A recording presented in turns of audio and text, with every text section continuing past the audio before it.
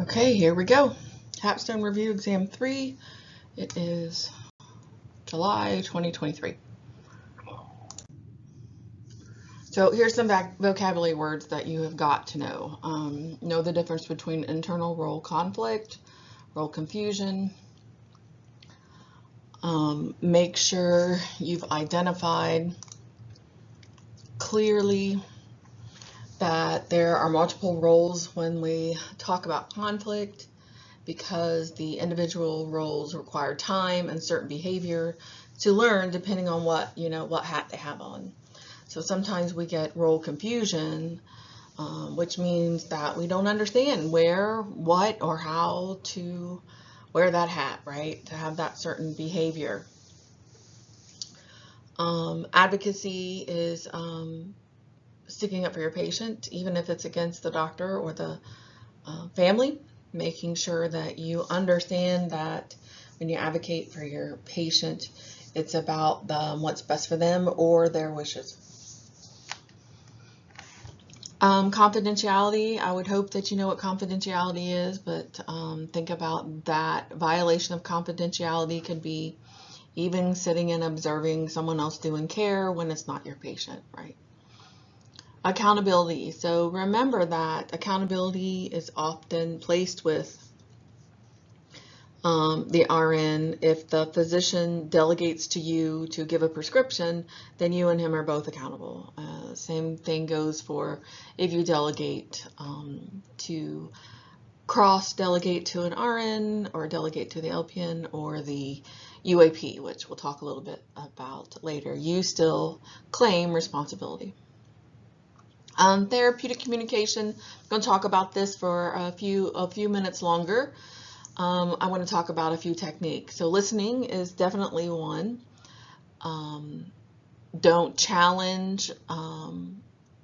It usually undermines the patient, and then they stop sharing. So when we're talking about overall therapeutic communication, whether it's with a patient without a mental health disorder or you want to build trust. You can use reflection by repeating back to them what they're saying. Trust also means that you can confirm someone's delusions.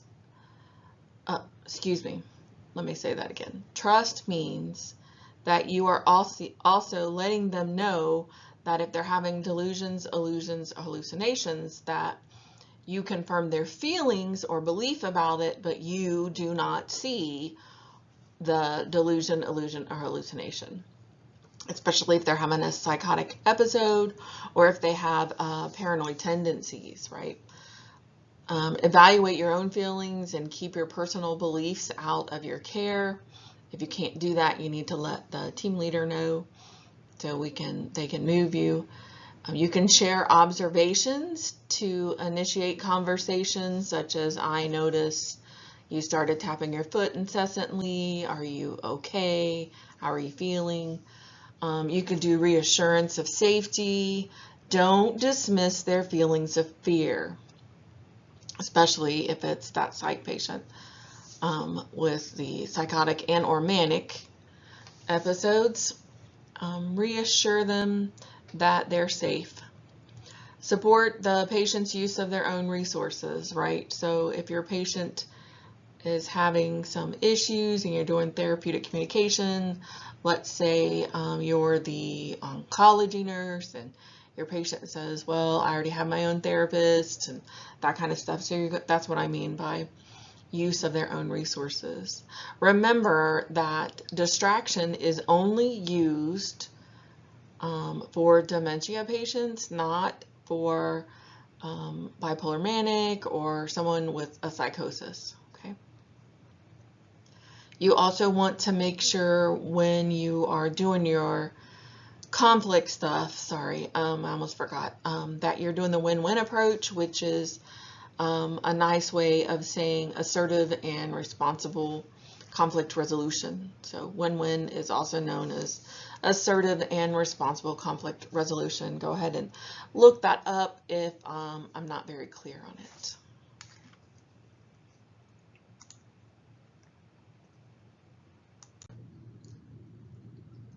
Okay, so electroconvulsive therapy is used for severe depression. Yes, we still do that. Depression does not mean that they're not capable of making decisions about their own treatment. It's okay to make their own healthcare treatment decisions. Informed consent, you need to know that two physicians can sign in an emergency when we can't reach next of kin or the patient can't speak to themselves. Next of kin can sign if they can't speak for themselves and they're in a severe manic state. It's the physician's responsibility to discuss risks and benefits, and the nurse only confirms the signature prior to the procedure.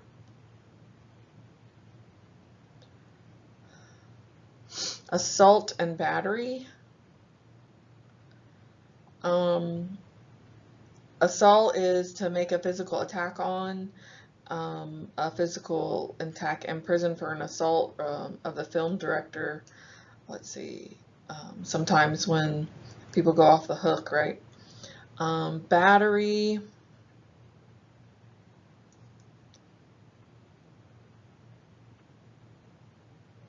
Excuse me. Trying to get the dogs to be quiet. I don't know if you can hear them or not. I apologize. Battery is an unlawful application of force directly or indirectly upon another person or their personal belongings, causing bodily injury or offensive contact. Okay. Make sure you have a clear understanding of those. False imprisonment would be even including threatening to tell someone that they're not going home until they do something or something like that, especially if you're on the mental health. Remember, there's a lot of mental health in here on this exam. Anxiety-producing situations. Anxiety-producing situations can never completely go away. They are everyone's going to have a little bit of anxiety about something. So understand that it's not 100%. Okay. Cultural competent care means that you're including the patient in the plan of care. You're identifying strategies that could meet their needs together. You're asking questions. You're investigating the cultural differences. And then remember, there's also cultural differences with medications, especially psych medications.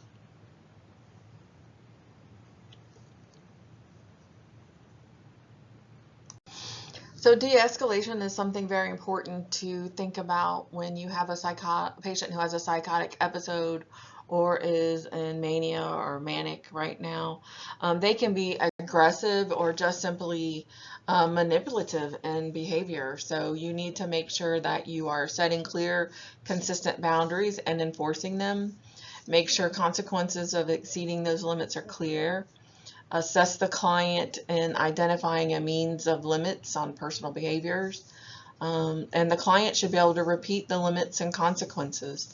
Consequences usually are never threatening of medication or ignoring in the client. Then we're going back to that assault and battery stuff. So having the patient do teach back is important.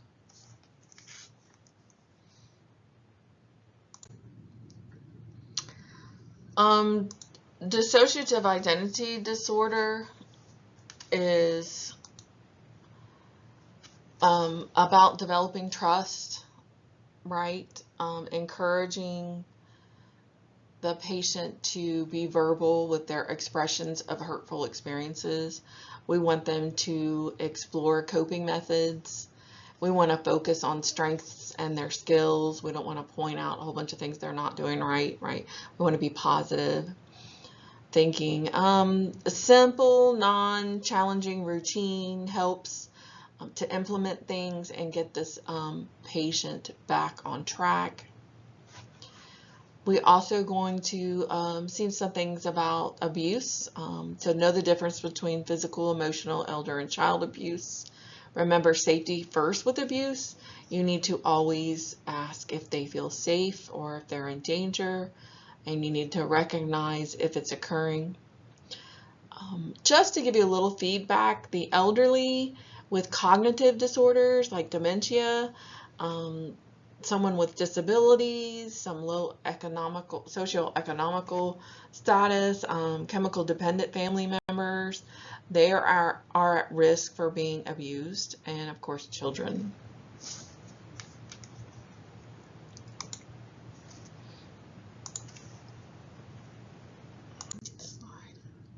Alcohol withdrawal. So remember, with alcohol withdrawal, your priority care is to prevent the client from hurting themselves and others. Sometimes when they're going through withdrawal, they're having so much feelings about everything, they're clear-headed, they start to get a little depressed there.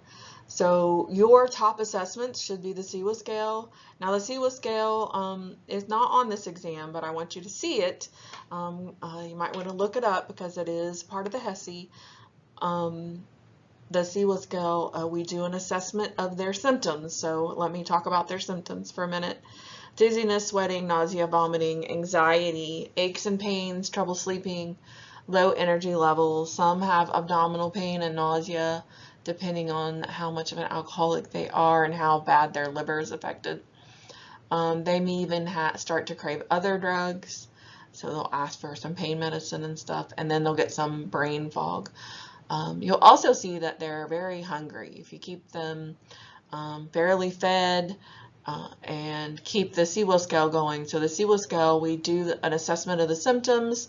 If some symptoms are higher than others, they get a point system, and based on the point system, they get a IV push medication. We definitely want to do frequent vital signs because patients who are going with severe alcohol withdrawal can actually die. They will die from delirium tremens, which is types of seizures, right? So that means your actions include seizure precautions.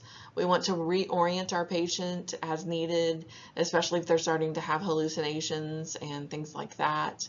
Remember, you can die from alcohol withdrawal. You cannot die from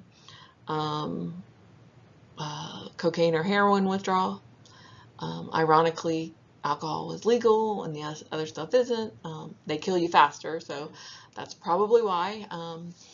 Potential complications with alcohol withdrawal include the delirium tremors, liver failure, and heart disease. Coronary artery disease is pretty prevalent with someone who is an alcoholic.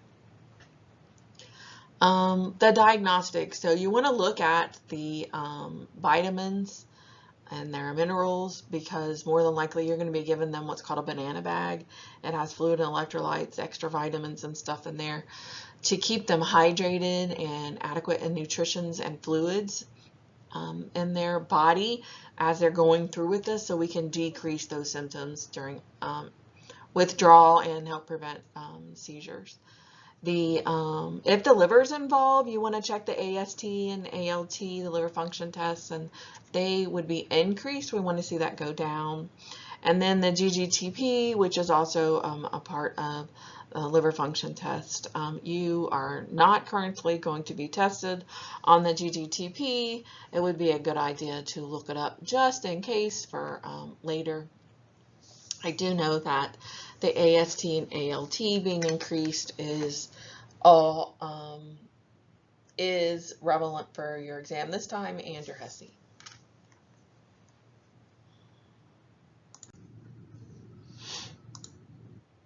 Okay, so we're going to talk about different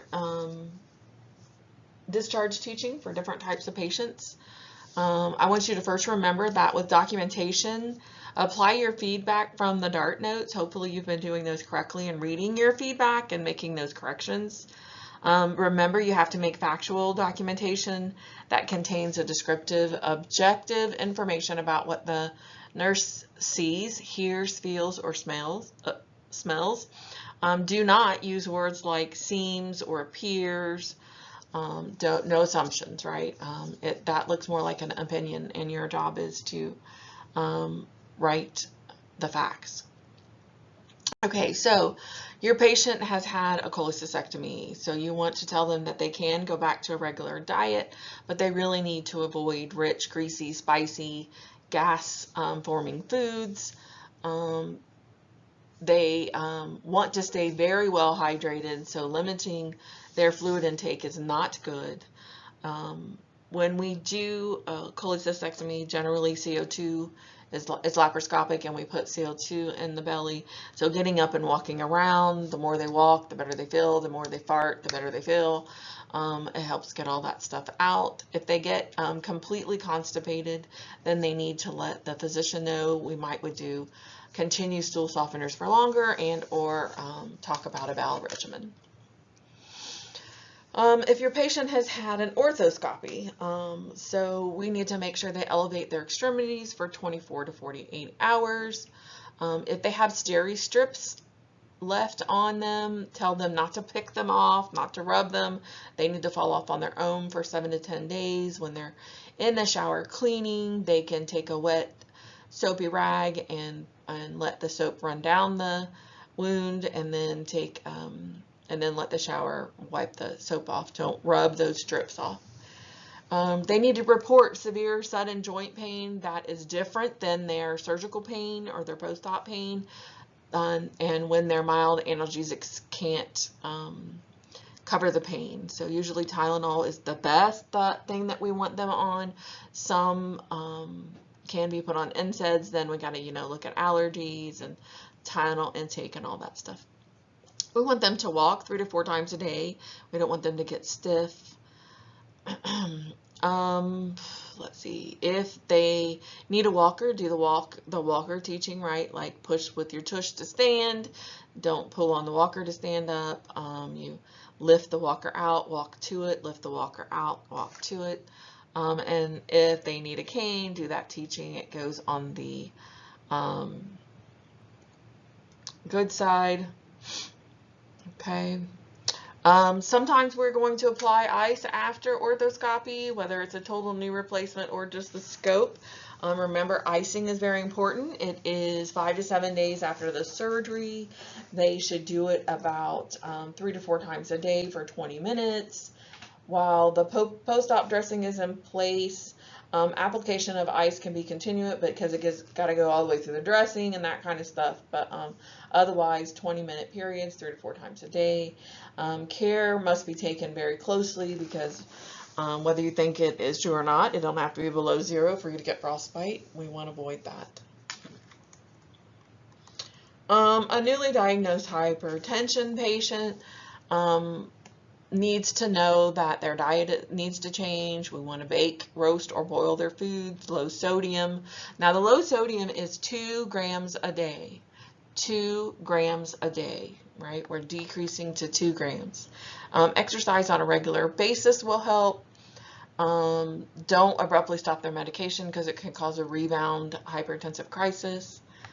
They need to also take a diary or a journal, however you want to call it, of their blood pressure every day, the same time of day, with the same equipment. They want to share that with them when they come back for the retake or their follow-up appointment in 1 to 3 months. Avoid over-the-counter medications like NyQuil and cough medicine. All of those have things that increase the blood pressure. I know they have a couple new brands that don't increase your cough and cold medicine, that don't increase your blood pressure. It's called Heart Health. Those might be appropriate, but remember to always remind them to ask their physician first. If your patient has had a laryngectomy, then we're going to focus on stoma care. So we want to protect the stoma, keep it clean, keep all the debris out of it. We want to make sure that we're preventing infection, and that's what our priority is. We're going to teach them that it needs to stay nice and pink and moist.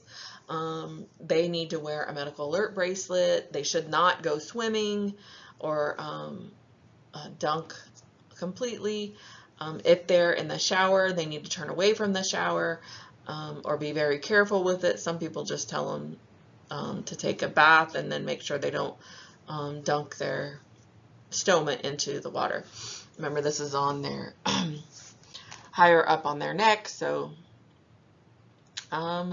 increase immunity increase humidity in their home. That helps keep their stoma nice and moist and not dry out. We want to make sure they increase their fluid intake 3,000 milliliters a day. That keeps their secretions nice and thin so they don't get thickened up and start to block the airways.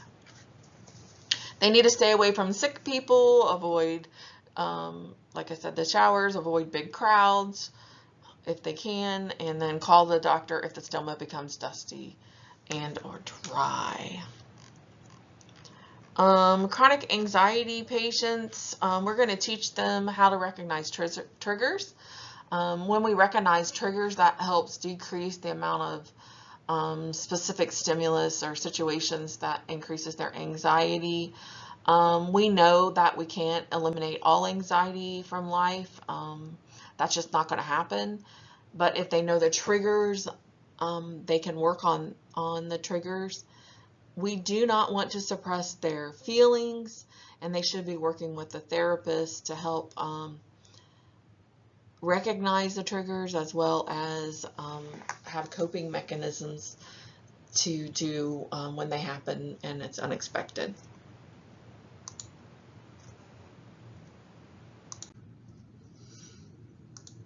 All right, so one of your old-time favorites, right? So fire safety, know what RACE stands for, know what PATH stands for. No, both of them is not on your test, but one of them is, and you need to know this regardless, okay? Know the descriptors, know what you do in the order, and make sure you understand it.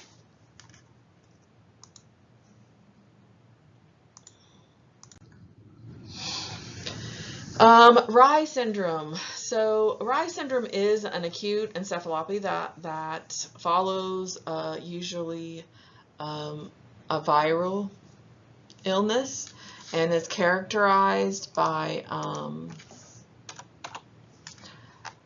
pathologically increase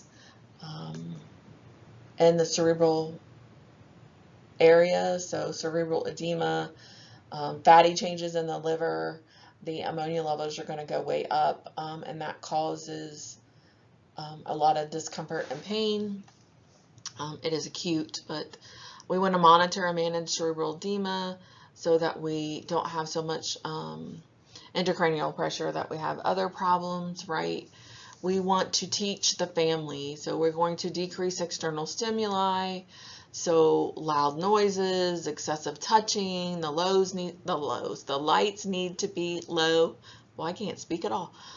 Anything that will decrease the stress of the cerebral tissues with the neuron responses. Definitely want to make sure the head of the bed is up to promote drainage of the cerebral spinal fluid. Do not ever use aspirin or anything with salicylate in it, and remember that a lot of the over-the-counter meds have aspirin in it, including Pepto-Bismol. You're going to continue to monitor their labs, especially their ammonia levels, because they're going to be increased. We find that as they come down, the episode gets better, and the fatty acid oxidation disorder, so we can monitor that level too. It is going to be high. We want it to come down. Once all that stuff levels out and we've taken really good care of the patient, it's pretty good probability prognosis.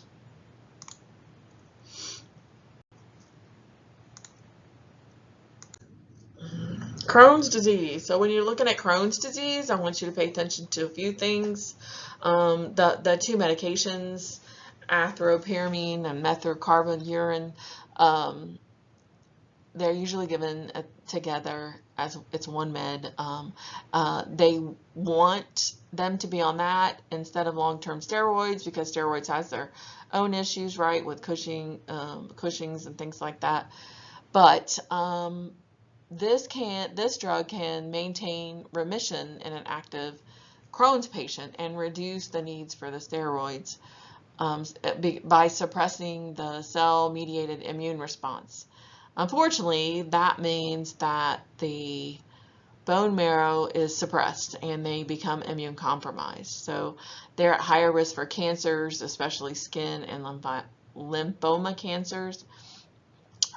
We will not let a patient use this if they have Crohn's disease and have had a previous kidney transplant. This will be very detrimental for them.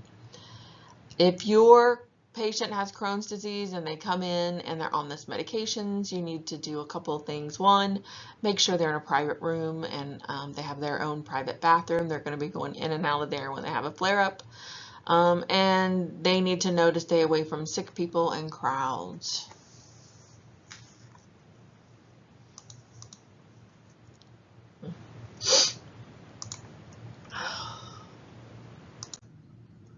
Osteoporosis. So you really need to know the differences between modifiable and non-modifiable risk factors. I laid a lot of them out here. When you're doing teaching, you are definitely focused on the modifiable ones. Not that the non-modifiable ones aren't important. Those are good for you to recognize. For example, if we gave you a list of patients and asked you who is highest risk, but when you're doing teaching and things like that, then you are teaching about the modifiable. What can we do about it if we can do about it, right?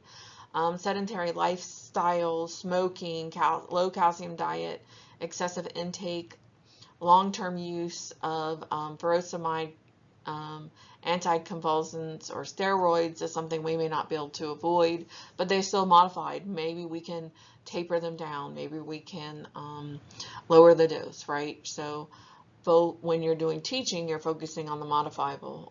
When you're doing a recognizing who's at highest risk, you're using both.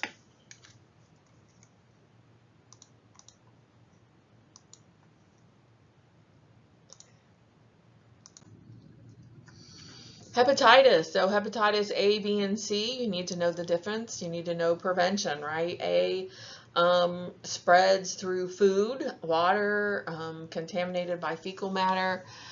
Yes, there is a vaccine available. Hepatitis A prevention is about hand washing, especially after you have a bowel movement. You need to clean the toilet if it's shared with everyone else in the house with bleach for at least until they're no longer contagious. They're contagious for about 2 weeks after the illness begins. Children and people who have a weak immune system may be contagious for up to 6 months. Almost everyone recovers fully from hepatitis A with a lifelong immunity. Also, avoid unclean food or water so you don't get this. B and C are both about bodily fluids and bloodborne. You remember the B with blood and bodily fluids. C is direct blood to blood contact. So blood to blood contact. That's different than blood and body fluids. Okay. So as you can see, B has a vaccine available. You should all have yours. There is no prevention or treatment for C. So we need to teach, right? We need to teach the community, teach anyone who may be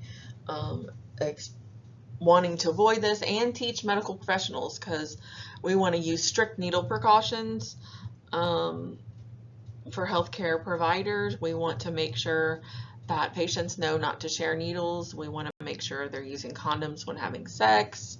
All that stuff to keep the blood and body fluids separated, as well as direct blood-to-blood contact.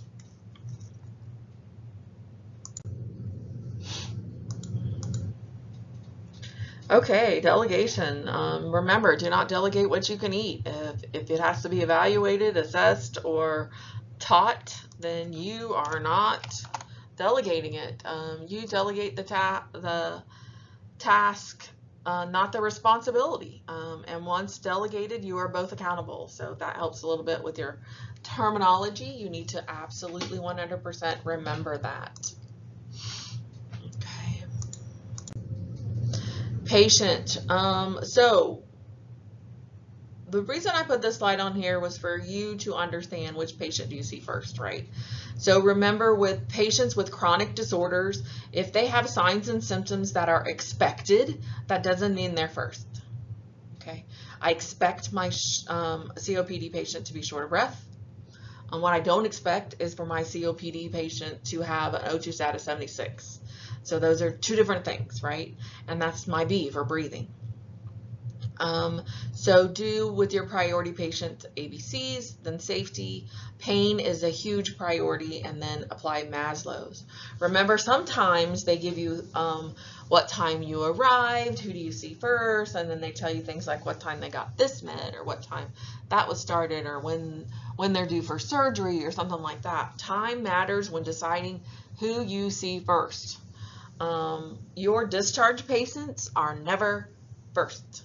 Okay, so make sure that you understand that time is huge, because when they give you those time things, then more than likely all your patients are stable, but you need to use your time management techniques. Okay, so the top part is about understanding what process to use on who to see first for unstable patients, and recognizing them, and then the process for stable patients when time is involved.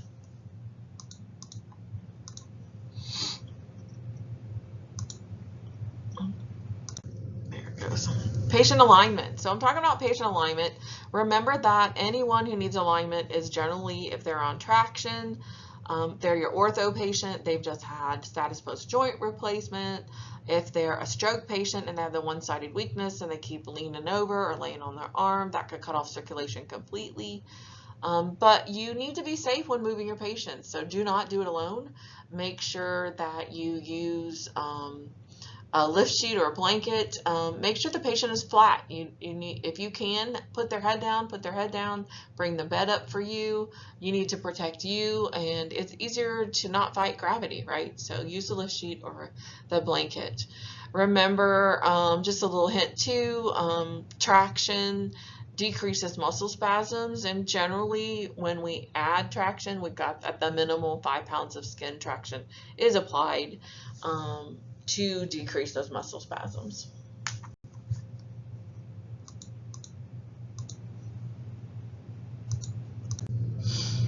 Chronic renal failure, this is a good example of expecting versus unexpected. If you get a patient who has chronic renal failure, you know you're going to have an increased BUN and creatinine.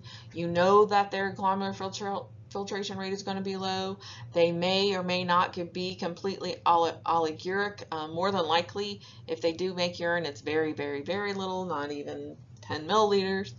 Azotemia, oh, I put that on there twice because that means itchy skin. I don't know what I was thinking, but there it is. That important. Muscle cramps can happen, and then water retention. Make sure you understand that those are expected.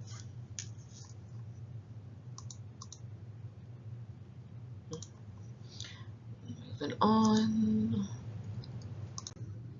Hyperthyroidism. So if your patient has hyperthyroidism, especially if they're hyperthyroidism and they have a goiter, we want to monitor their thyroid levels.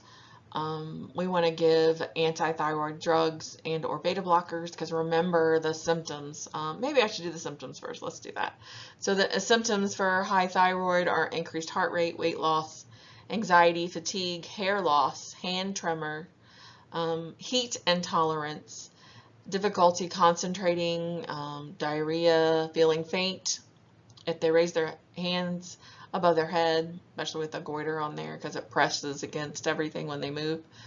Hypertensive, they can get hypertensive. They may get the exothalamus eyes, the protruding, and they get itchy and very dry, irritated.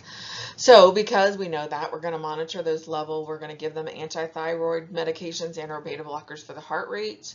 We want to encourage rest. We don't really want them up walking around to get the heart rate any higher than what it already is. They want to avoid raw, high amounts of soy. They definitely do not ever need any egg yolks. Yes, they can have the whites, but not the whole egg. We want to limit the amount of Brazilian nuts because they're high in iodine.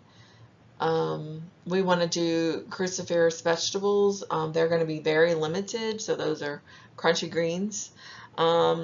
And a low iodine diet. We can ask for saline eye drops and use them for their eyes to help with all of that. And some physicians will even do the beta blockers with eye drops, so we relieve the pressure behind the eyes. Okay.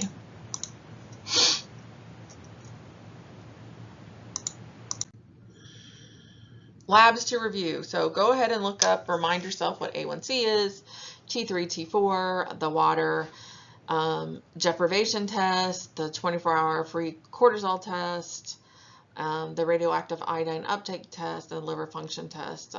These are somewhere in the questions.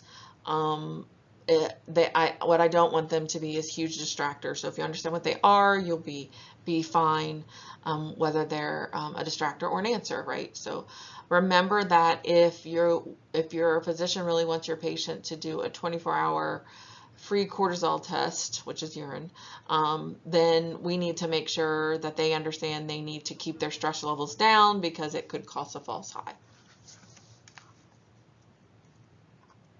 And that's it.